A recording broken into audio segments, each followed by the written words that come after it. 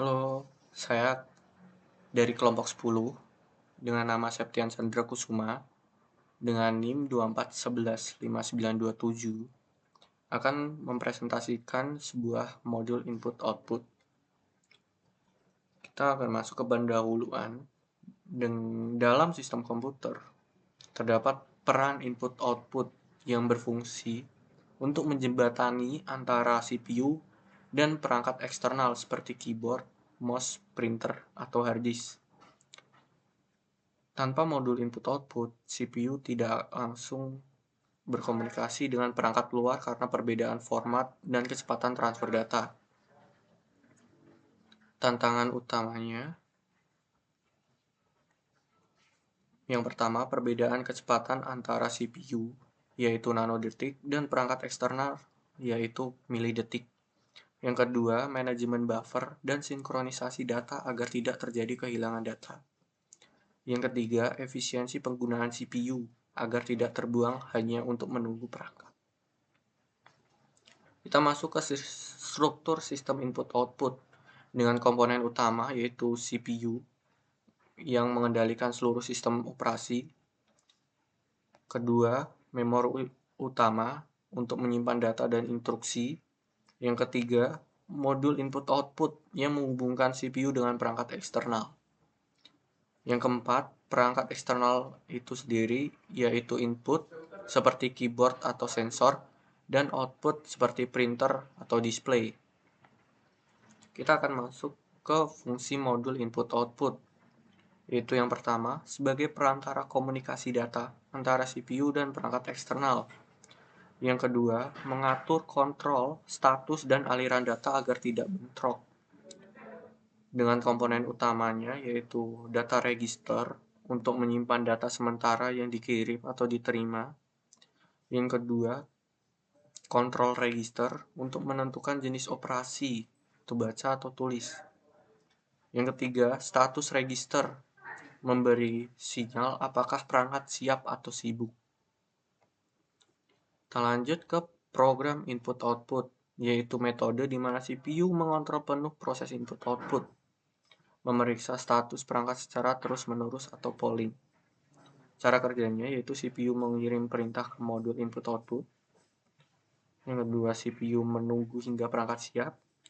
Setelah perangkat siap, data dikirim atau dibaca secara langsung. Kekurangannya CPU terus menunggu hingga efisiensi rendah. Tidak cocok untuk sistem multitasking. Kita masuk ke interrupt driven input-output dengan perangkat mengirim interrupt signal ke CPU jika siap sehingga CPU tidak perlu menunggu. Dengan cara kerjanya, CPU menjalankan program utama. Ketika perangkat siap, ia akan mengirim interrupt. Ketika CPU menanggapi interrupt dan memproses input-output, CPU akan melanjutkan tugas sementara. Kekurangannya, CPU bisa terblokir dan efisien untuk banyak perangkat. Tidak efisien.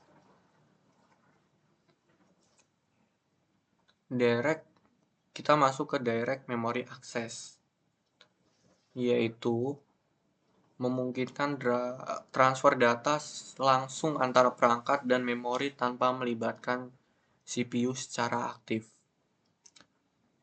Dengan cara kerja diagram alur, CPU prosesor memberikan perintah awal ke controller DMA sehingga controller DMA mengambil alih bus dan mengatur transfer data.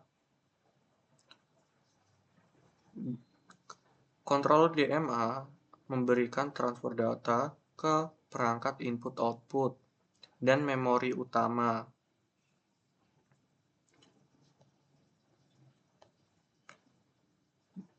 Di diagram transfer data pada DMA, terdapat dua arah, seperti memori ke device, yaitu output, dan device ke memori, yaitu input.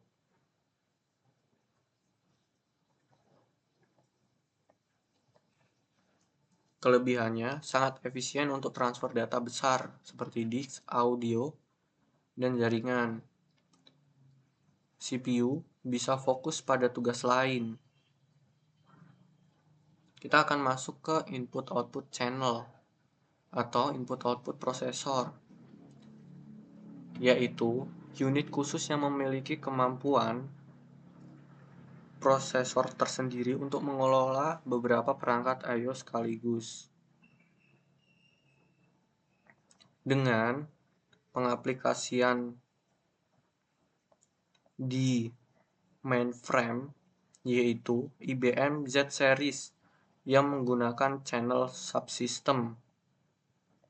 Untuk di cloud server, terdapat server high-end modern seperti Dell PowerEdge atau Oracle Spark yang menggunakan dedicated I/O processor, input-output processor. Dengan perbedaan dari DMA, Direct Message Access, dan input-output channel, yaitu DMA dapat mengatur transfer data secara langsung, sedangkan input-output channel menjalankan input-output sendiri, dan CPU dalam DMA masih inisialisasi transfer. Untuk input-output channel dapat bekerja secara mandiri. Direct Message Access cocok untuk PC, sedangkan input-output channel cocok untuk server atau mainframe. Perbandingan metode penanganan input-output. Perbedaan di sini terdapat peran CPU, kecepatan, kompleksitas, kelebihan dari program input-output, dan interrupt input-output. DMA, Direct Message Access, dan input-output channel. Peran CPU-nya untuk program input-output tinggi, untuk interrupt input-output sedang, untuk Direct Message Access rendah, input-output channel sangat rendah. Untuk kecepatan program I/O input-output terbilang rendah, sekitar 0,5 sampai 1 MB. Untuk kecepatan interrupt input-output terbilang sedang, sekitar 5 sampai 20 MB. Untuk Direct Message Access Direct Memory Access, Direct Memory Access sekitar 50 sampai 500 MB tergantung bus dan kanal DMA. Input output channel sendiri sangat cepat hingga 1 GB tergantung kanal. Kompleksitasnya dari program input output sendiri rendah. Untuk interrupt input output sedang. Direct memory access juga sedang, dan input output channel tinggi. Kelebihannya, untuk program input output dalam implementasinya mudah. Untuk interrupt input output sangat efisien sebagai multitasking. Direct memory access cepat untuk data besar.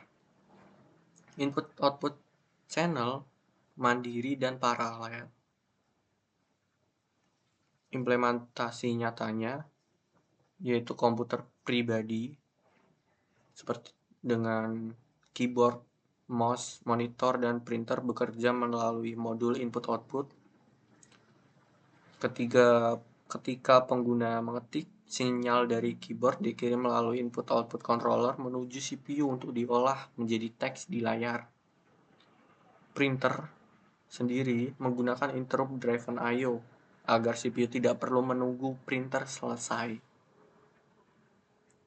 Untuk server dan sistem jaringan, server menggunakan multiple input-output channel untuk menangani banyak permintaan dari klien sekaligus. Proses ini memungkinkan multitasking dan akses data cepat tanpa overload CPU. Dalam sistem operasi dan storage, hard disk, SSD, dan flash drive. Berkomunikasi dengan CPU melalui direct memory access. Dalam transfer datanya bisa langsung ke memori tanpa melewati CPU, meningkatkan efisiensi sistem. Untuk studi kasus modernnya, terdapat ada direct memory access pada NVMe di SSD. NVMe memanfaatkan direct memory access untuk transfer data langsung antara SSD ke RAM tanpa campur tangan CPU. Untuk GPU dengan interrupt plus direct memory access dengan menggunakan direct memory engine di GPU memungkinkan transfer data besar, misalnya sebagai tekstur, model, langsung dari RAM ke VRAM. Peripheral Interconnect modern PCLE, yaitu Peripheral Component Interconnect Express, sebagai jalur utama CPU, GPU, SSD berkecepatan hingga 64 GB per second. Thunderbolt dan USB 4 yang berbasis PCLE plus DisplayPort yang bisa mendukung 40 GB per second. Power Delivery dan Hot Pluggy. Diagram alur modul untuk input-output terdapat digital input-output dan analog input-output. Dalam digital terdapat digital input dan digital output. Dalam analog sendiri juga terdapat analog input dan analog output.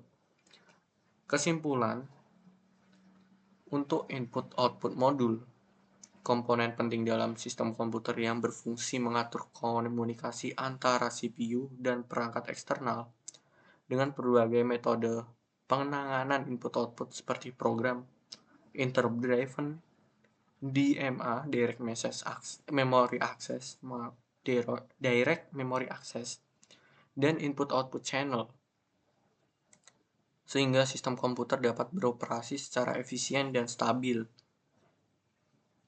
Perkembangan teknologi input-output modern seperti PCIe, NVMe, dan Thunderbolt juga menunjukkan betapa pentingnya peran modul input-output dalam meningkatkan kecepatan dan kinerja keseluruhan sistem komputer di masa kini dan masa depan. Ini daftar pustakanya. Thank you for your attention. Terima kasih. Mohon maaf jika ada kesalahan kata. Terdapat kesalahan kata, mohon maaf. Demikian presentasi saya. Terima kasih.